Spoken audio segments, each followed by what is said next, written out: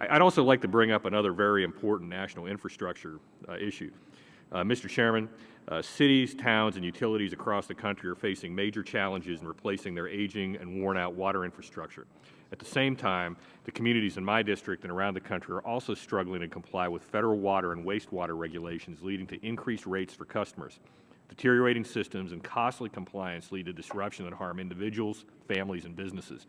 Private activity bonds are one of the best methods of providing a way to pump billions of dollars of private capital into public water infrastructure projects while shifting the economic risk away from the municipality and towards the private sector. Under current law, states receive an annual allocation of private activity bonds, but historically they've been used to fund other short-term projects rather than water infrastructure projects. In 2007, only 1.3% of private activity bonds were used to issue water and wastewater projects. I know my friend and colleague from New Jersey, Mr. Pascrell, shares my concern about the significant infrastructure funding issue.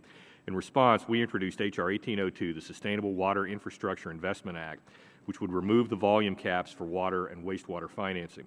Congress already exempts airports, intercity high-speed rail, and solid waste disposal sites from these bond caps. By leveraging private investment, this bill would result in more reliable access to clean and affordable water for American families and communities. Additionally, increased private investment in our water infrastructure will boost employment opportunities in cities and small communities across America.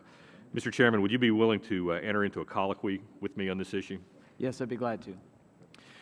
Thank you, Mr. Chairman. As you know, GAO, the EPA, and other organizations have estimated $500 billion in funding gap for our nation's aging water and wastewater infrastructure.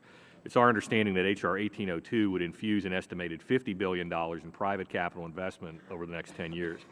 Given the significant funding gap and the ability of our bill to bridge some of it, would you consider working with me and Mr. Pascrell to address this issue as the transportation bill moves forward? Well, thank you very much, Mr. Davis. Chairman? I appreciate the bipartisan work that you and Mr. Pascrell have put into this issue.